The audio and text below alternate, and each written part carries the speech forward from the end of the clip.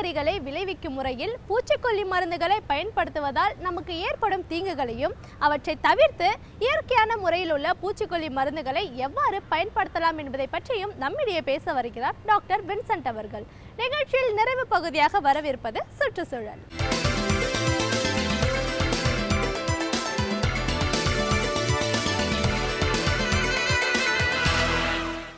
இன்றைக்கு சுற்றுச்சூழலுக்கு எதிரியாக இருக்கக்கூடிய பொருள்கள் இரண்டு. ஒன்று ஹெவி மெட்டல் என்று சொல்லப்படுகிற கடின மெட்டல், இன்னொன்று பூச்சிக்கொல்லி மருந்து என்று கருதப்படுகிற பெஸ்டிசைட். பட் இது இரண்டுமே இரண்டு விதமான தீமைகளை செய்திருக்கிறது. ஆனால் பூச்சிக்கொல்லி மருந்தை ஒரு நன்மைக்காக உருவாக்கினார்கள். பொதுவாக விளைநிலங்களில் ஏற்படுகிற அங்கே பெஸ்ட் என்று சொல்லப்படுகிற அந்த விளை நிலங்களில் ஏற்படுகிற அந்த மாற்றங்களில் பாதிப்புகளில் மிகவும் பங்கு வகிக்கக்கூடிய பூச்சியாக இருக்கிற பெஸ்ட் அவற்றை அழிப்பதற்காக கிட்டத்தட்ட ஒரு 25-30 ஆண்டுகளுக்கு முன்னாடி உருவானது தான் பூச்சிக்கொல்லி மருந்துகள். அது இந்தியாவில் கிட்டத்தட்ட ஒரு 30 ஆண்டுகள் அதனுடைய வீச்சு அதிகமாகவே இருந்திருக்கிறது. அதனுடைய விளைவாகத்தான் இன்றைக்கு நாம் விளைவிக்கின்ற பொருள்களில் அதனுடைய தாக்கம் இருக்கிறதா இல்லையா என்று பரிசோதிக்கக்கூடிய அளவிற்கு இன்றைக்கி நாம் தள்ளப்பட்டு கொண்டிருக்கிறோம்.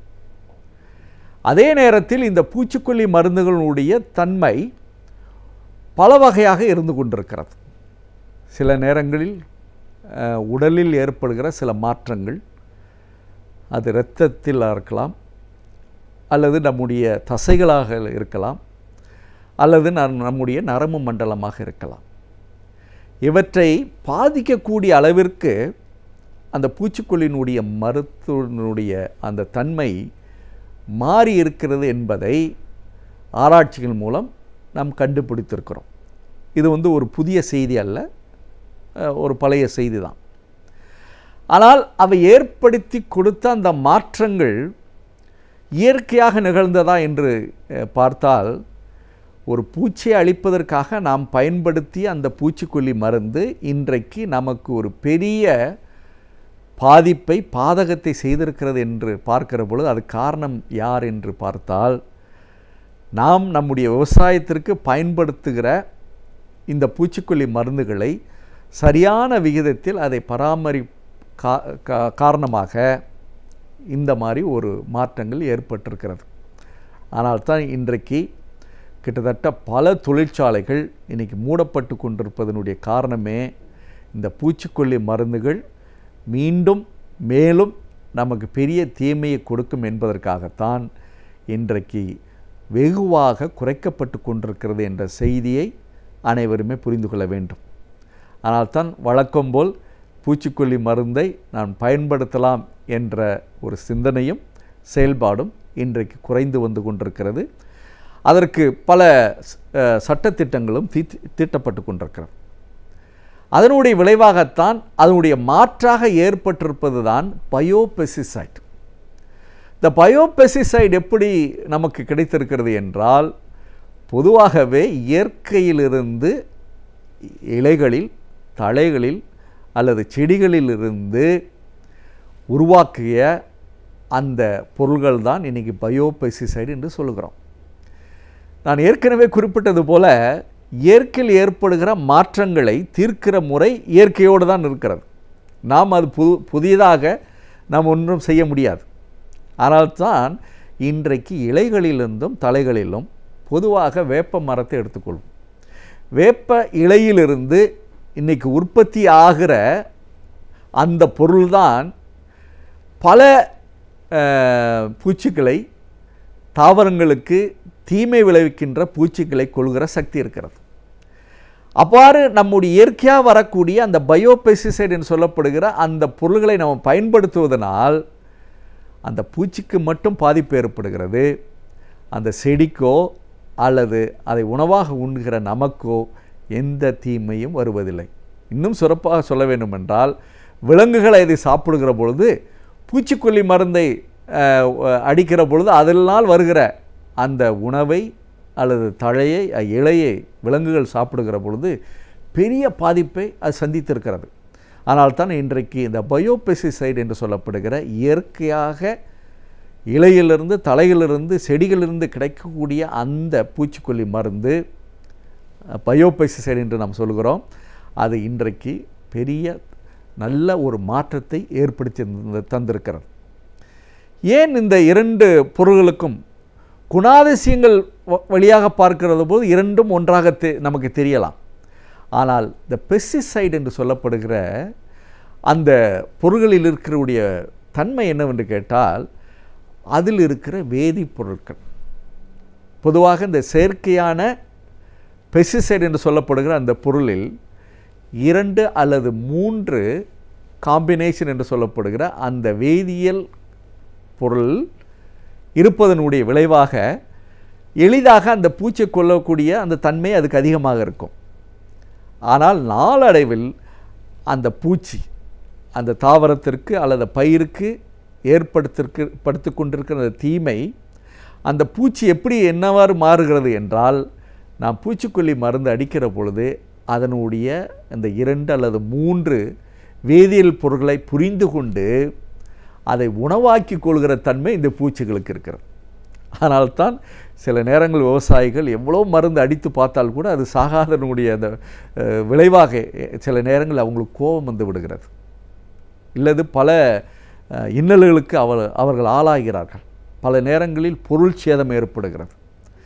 அதை நிவர்த்தி செய்கிற வகையில் தான் இன்றைக்கு இந்த பெஸ்டிசைடு பூச்சிக்கொல்லி மருந்து செயற்கையாக அந்த செயல்படுத்திய உருவாக்கிய அந்த பூச்சிக்கொல்லும் மருந்தை தயாரித்த அதிக தொழிற்சாலைகள் இன்றைக்கு பயோபெஸ்டிசைடு இயற்கையிலிருந்து பெறக்கூடிய அந்த பொருள்களிலிருந்து அதை உற்பத்தி செய்து கொண்டிருக்கிறார்கள் என்று பார்க்கிற பொழுது, ஒருபுறம் அந்த தீமை விளைவிக்கக்கூடிய பூச்சிகளை மட்டும் கொள்வதற்கு பயன்படுத்துகிற பொருளாக இந்த பயோபெஸ்டிசைடு இருக்கிறது.